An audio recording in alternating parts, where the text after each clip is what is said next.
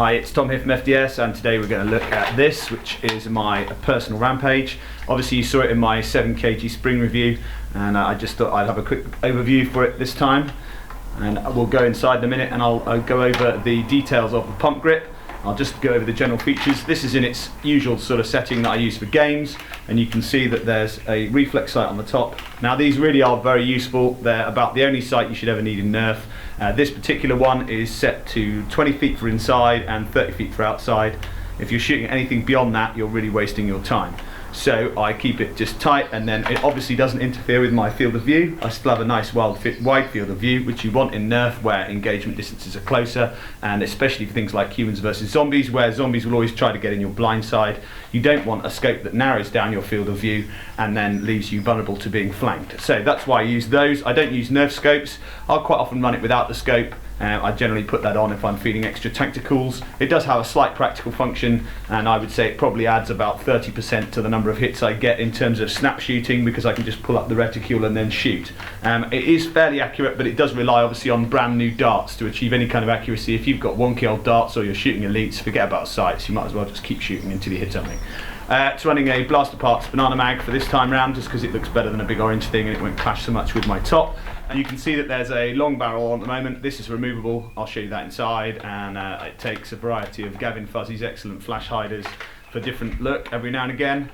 Stock wise, Raider stock, my favourite Nerf stock ever made. So that pretty much covers the exterior stuff. Internally it's a 5 kilo spring from Orange Modworks and a couple of locks removed. I'll go over those when we're inside. I've got the Rampage on the bench so that you can come and see the pump grip detail a little bit more closely. And if I get it in the centre of the frame here, what I've got is a long shot front gun grip, and then the rail and grip part here from the original Rampage. I'll open that up in a minute so that you can see what's happening internally. So I've just taken the top off here, and we can see where the cuts are for various things. So what I've done is I've cut down. We look at the layers here.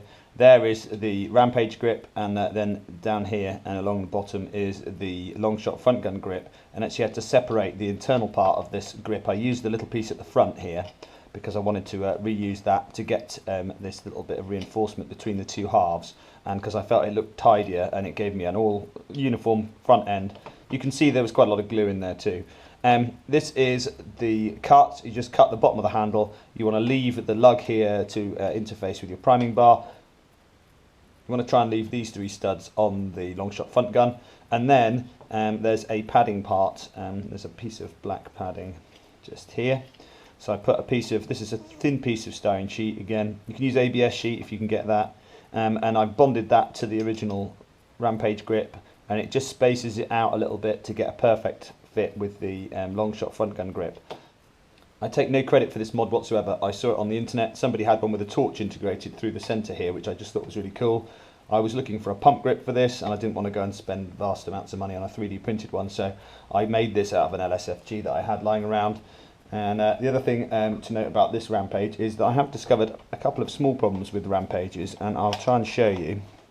This one has the rear bolt lock removed, the forward bolt lock removed, which is also the one that's connected to the little push button. On later Rampages you have the opening button to allow you to pull the bolt back instead of keeping the action forwards in the event of a jam. Now, one thing that I did notice, there we go, and that should be visible to you now, just here at this very end. This is the top of the bolt sled, and where the bolt sled is held onto the bolt with the pin.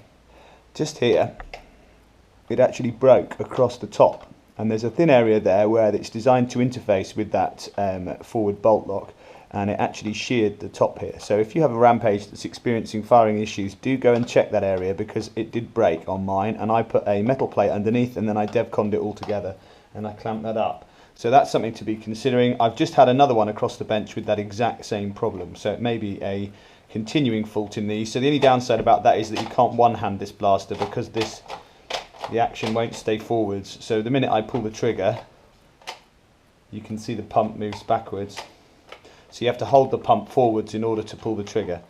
The other feature worth looking at is the long barrel. This is the barrel from the long shot front gun, and the reason it's long is because I fancied being able to run barrel extensions, and in this case I wanted to run my F1055 5 suppressor. I just thought it looked funny. It's basically there for just trolling people. It's kind of doesn't serve great practical function other than losing an awful lot of muzzle velocity. But I can just remove that longer barrel like that. And then I can just slot back in a shorter barrel if I want. If I'm going outside, I'm not going to want to run the suppressor, or if for any reason I want maximal power, I can just slide a shorter barrel back in there. So that just goes in past my grip and then locks in place, and then I can just remove the suppressor anytime I want. So it's just designed to push fit on the front there. So I just put that on because if you've got a sight, you might as well have a suppressor, and then you can be a proper sniper. So that's pretty much it. Obviously, pump grip conversion. I use this for days when I really fancy having a Springer and I'm not using the Rampage Trooper, and obviously the Rampage Trooper is not very good for outside. This one's nice and safe for outside. I can't run around parks with the Rampage Trooper because I'll get shot by police, quite rightly, and I don't want to give the hobby a bad name. So this is a great blaster for that kind of job, and I got it just for those days when I don't want to run a flywheeler. So there you have it, that's my personal Rampage.